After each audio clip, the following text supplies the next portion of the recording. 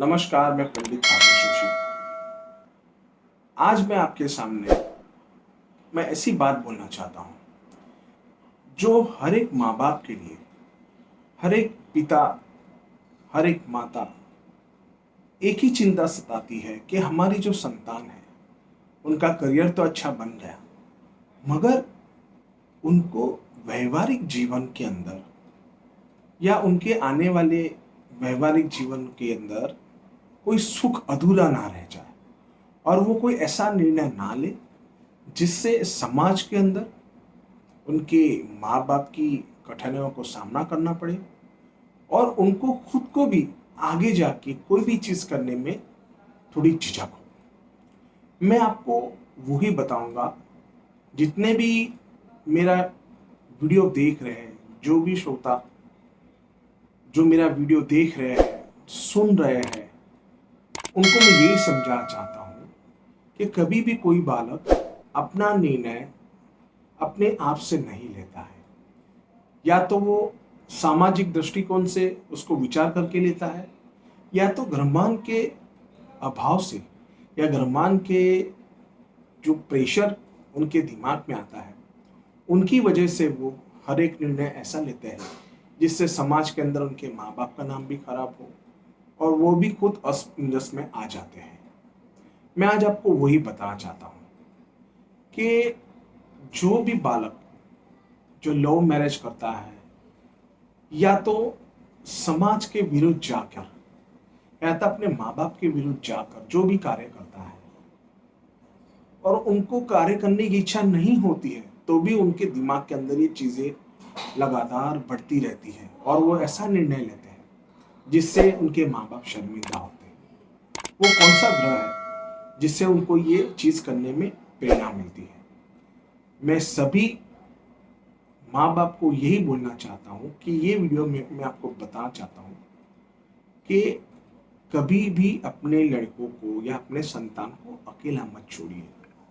उनकी मनस्थिति कैसी है, उनके विचार शैली कैसी है, जिससे वो जो भी सोचते हैं वो करने में प्रेरित हो जाते हैं। अभी मैं आपको बताऊंगा ऐसे कौन से ग्रहमान है जिससे लड़के या लड़की ऐसा कोई परिणाम दे देते हैं माता पिता को जिससे सबको स्तंभ हो जाते हैं। वो ग्रह है शुक्र।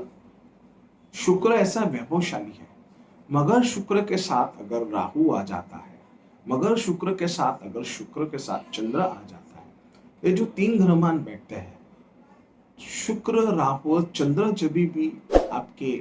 संतान की कुंडली में साथते हैं, या तो परछाई भी सामने से पड़ती है, जैसे उनके 12 स्थान के अंदर शुक्र राहु और चंद्र है और उनके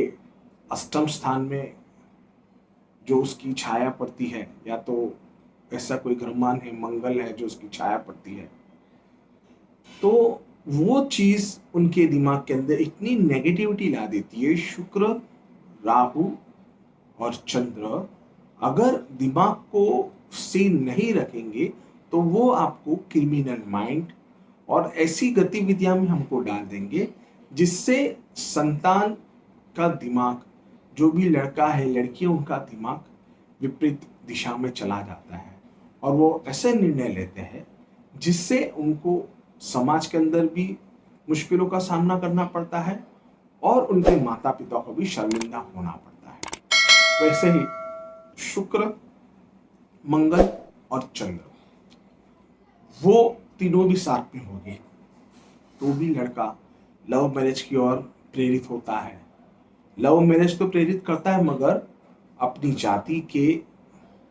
अंदर वो कभी भी सफल नहीं होता है। वो अपनी जात बात को छोड़ के दूसरी योनि में जाके शादी ब्याह का विचार करता है,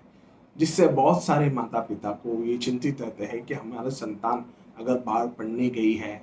अगर वो विदेश में रहते हैं और हमारे समाज का कोई भी प्रसंग होता है या तो कुछ फेस्टिवल होता है, वो तो यहाँ पे होते नहीं है, उस बहाने से उनको वैवाहिक जीवन का आगे का प्लानिंग पता चले। जिससे क्या होता है, जो भी इंडिया के बाहर स्टूडेंट पढ़ने जाते हैं, हर एक माँ बाप को यही चिंता रहती है कि हमारी संतान हमारे समाज के अंदर ही विवाह करे। अगर वो यहाँ से चला गया तो वो अपनी दुनिया अलग बसा लेगा। वो ग्रह मान होते हैं राहु, मंगल और चंद्र, जिससे उनके दिमाग में ऐसी असर होती है कि वो अपने समाज से दूर, अपने घर बार से दूर रह के ऐसा निर्णय लेते हैं जिससे उनको शर्मिंदा होना पड़ता है। मेरे भारतीयों, मैं आपको यही बताना चाहता हूँ, आप में से भी किसी भी संतान की कुंडली के अंदर ऐसा योग बनता है और वो ऐसा कोई स्टेप लेके बैठे हैं, तो आप मुझे कभी भी संपर्क कर सकते हैं और हम उस बात में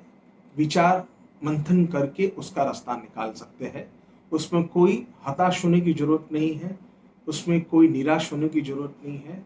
ऐसे ही योग जो आपकी कुंडलियों में बनते हैं, वो योग से हमको क्या फायदा होगा और क्या नुकसान होगा, वो